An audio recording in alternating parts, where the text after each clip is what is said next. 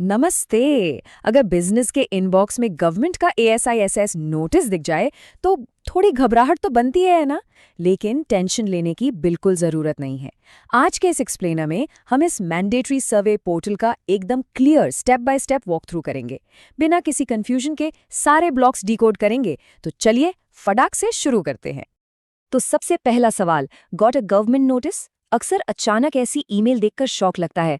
कुछ लोग तो इसको स्पैम या फेक समझकर इग्नोर ही कर देते हैं। लेकिन एक मिनट, ऐसी गलती बिल्कुल मत करना। ये कलेक्शन ऑफ स्टैटिस्टिक्स एक्ट 2008 के अंडर एक स्ट्रिक्ट मैंडेटरी रिक्वायरमेंट है। अगर इसको हल्के में लिया या टाइम पर रिस्पॉन्ड नहीं किया तो रिमाइंडर्स के बाद हेवी पेनल्टीज लग सकती हैं। मतलब ये एक लीगल कंप्लायंस है जिसमें कोई ऑप्शनल चॉइस नहीं है। अब सबसे बड़ा डर क्या होता है कि कहीं ये इनकम टैक्स नोटिस तो नहीं या कोई टैक्स स्क्रूटनी आने वाली है। तो ये एक बहुत बड़ा मिथ है। फैक्ट ये है कि ये स्ट्रिक्टली एक मैंडेटरी स्टैटिस्टिकल सर्वे है। नेशनल स्टैटिस्टिक्स ऑफिस यानी NSO सिर्फ हमारी इकोनॉमी और मार्केट रिसर्च के लिए डेटा कलेक्ट कर रहा है। एंटरप्राइज का डेटा यहाँ बिल्कुल कॉन्फिडेंशियल रखा जाता है और टैक्स असेसमेंट से इसका दूर दूर तक कोई लेना देना नहीं है। तो बस रिलैक्स कीजिए, ये कोई टैक्स का झमेला नहीं है। आज के इस वॉक थ्रू का रोड मैप बड़ा सिंपल सा है। पोर्टल के 17 ब्लॉक्स को हम इन 5 स्टेप्स में कवर करेंगे। पहला, पोर्टल डैशबोर्ड। दूसरा, एंटरप्राइज डिटेल्स। तीसरा, एसेट्स और फिनेंस। चौथा, ऑपरेशंस और P&L। और आखिर में वैलिडेशन और सबमिशन। चलिए शुरुआत करते हैं पहले सेक्शन से, पोर्टल डैशबोर्ड और उसके इंटरफेस को नेविगेट करना। Okay, let's dive into this. ये रहा मेन डैशबोर्ड। ध्यान दीजिएगा कि प्राइवेसी के लिए GSTN और कंपनी डिटेल्स को ब्लर कर दिया गया है। अब स्क्रीन पर क्लियरली दिख रहा होगा कि 17 टोटल ब्लॉक्स हैं यहाँ। सेंटर में क्विक एक्शंस का ऑप्शन है जहां से डायरेक्टली सर्वे स्टार्ट किया जा सकता है, वर्किंग शीट्स डाउनलोड की जा सकती है या प्रोग्रेस रिव्यू की जा सकती है। ये एक तरह से पूरा कंट्रोल सेंटर है। अब आते हैं सेक्शन 2 पर, एंटरप्राइज डिटेल्स, जिसमें हम ब्लॉक 0 से 2.1 तक कवर करेंगे। तो फाउंडेशन सेट करने के लिए ब्लॉक 0 में बस बेसिक कॉन्टैक्ट डिटेल्स भरनी होती हैं, जैसे ऑथराइज्ड पर्सन का नाम, ईमेल और कॉन्टैक्ट नंबर। उसके ठीक बाद आता है ब्लॉक 1, जो एंटरप्राइज का ऑपरेशनल स्टेटस एस्टैब्लिश करता है। मतलब क्या बिजनेस रूरल एरिया में है या अर्बन में, और क्या वो करंटली ओपन है और सर्विसेज प्रोड्यूस कर रहा है। ये एकदम बेसिक और स्ट्रेट फॉरवर्ड एंट्री है। आगे बढ़ते हैं ब्लॉक 2 और 2.1 की तरफ। यह हिस्सा थोड़ा टेक्निकल लग सकता है क्योंकि यहाँ रजिस्ट्रेशंस ट्रैक होती हैं। ब्लॉक 2 में बताना होता है कि क्या एंटरप्राइज उद्यम पर MSME रजिस्टर्ड है, शॉप एक्ट लगता है या CIN नंबर क्या है। और ब्लॉक 2.1 में मेजर बिजनेस एक्टिविटीज यानी NIC कोड्स के हिसाब से रेवेन्यूज का एग्जैक्ट परसेंटेज स्प्लिट देना पड़ता है।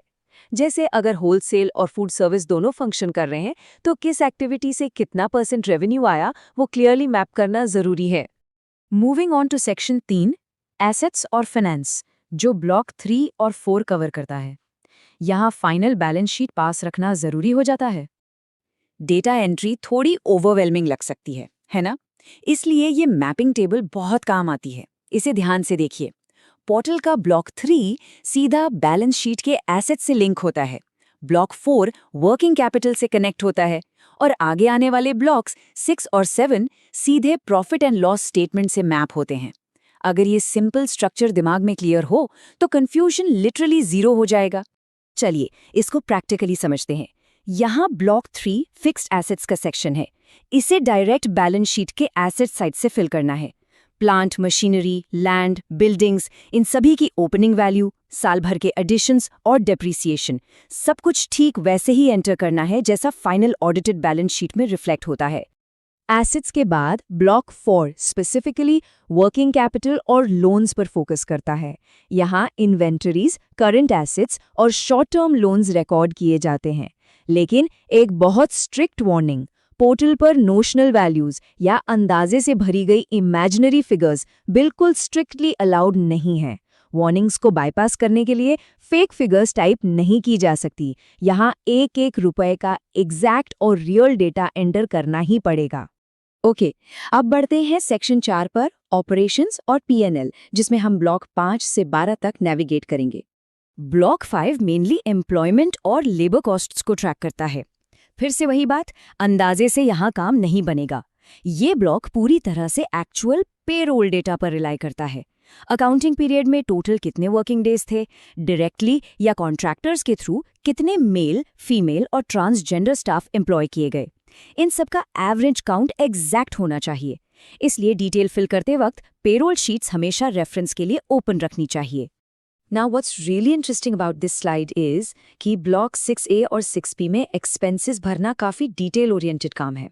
ट्रेडिंग या प्रोडक्शन एक्सपेंसेस को बस उठा के सिंपली अदर्स कैटेगरी में डंप नहीं किया जा सकता। स्पेसिफिक सेंट्रल प्रोडक्ट क्लासिफिकेशन यानी CPC 3.0 कोड्स यूज करके हर एक एक्सपेंस आइटम को एक्यूरेटली क्लासिफाई करना होगा, चाहे वो रॉ मटेरियल हो या सर्विस कॉस्ट। प्रॉपर कोडिंग करना एब्सोल्युटली क्रूशियल है। बिल्कुल एक्सपेंसेस की तरह ही ब्लॉक 7A में रिसीट्स की मैपिंग होती है। यहाँ रूल बड़ा क्लियर है, सारी रिसीट्स को इस तरह रिगरसली कैटेगराइज करना है कि वो ओवरऑल P&L अकाउंट को परफेक्टली मिरर करें। इनकम फिगर्स P&L और पोर्टल के बीच मिसमैच नहीं करने चाहिए, वरना एरर फ्लैग्स आ जाएंगे। अब आते हैं एक थोड़े नए और आधुनिक सेक्शन पर। ब्लॉक्स 11 और 12 मॉडर्न मैट्रिक्स पर स्पॉटलाइट डालते हैं। यहाँ सिंपली येस या नो सिलेक्ट करके बताना है कि क्या enterprise AI, cloud computing, cyber security या क्लीन एनर्जी जैसी टेक्नोलॉजीज यूज कर रही हैं। सोचिए, ये दिखाता है कि पॉलिसी मेकर्स अब कितना फ्यूचर रेडी डेटा कलेक्ट कर रहे हैं। सच में ये पूरा एवोल्यूशन काफी फैसिनेटिंग है।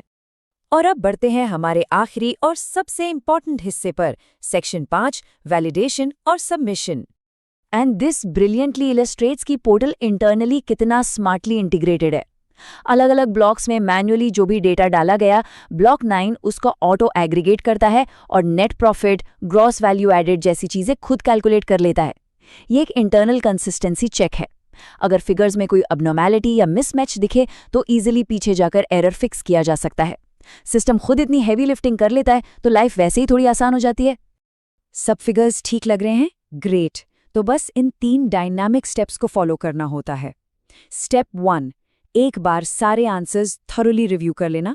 स्टेप 2, पोर्टल पर वैलिडेट बटन प्रेस करना ताकि सिस्टम अपने टेक्निकल चेक्स रन कर सके। और स्टेप 3, अगर सिस्टम सब ग्रीन फ्लैग दिखाता है तो डेडलाइन निकलने से पहले फाइनली सबमिट बटन दबाना। तो इस एक्सप्लेनर के एंड में बस एक आखिरी सवाल, is the compliance data ready for final submission? हमेशा याद रखने वाली बात है कि दिया हुआ एक एक डेटा पॉइंट हमारे देश की आने वाली इकोनॉमिक पॉलिसी को शेप करने में डायरेक्टली मदद करता है। इस नोटिस से डरने या घबराने की बिल्कुल जरूरत नहीं है। एक्यूरेट और कंसिस्टेंट डेटा लीगल कंप्लायंस को स्मूथ और सिक्योर बनाता है। उम्मीद है इस वॉक थ्रू के बाद ASIC का रिटर्न कॉन्फिडेंटली फाइल करने की पूरी क्लैरिटी मिल गई होगी। ऐसे ही कॉम्प्लेक्स कंप्लायंस टॉपिक्स को इजीली समझने के लिए जुड़े रहिए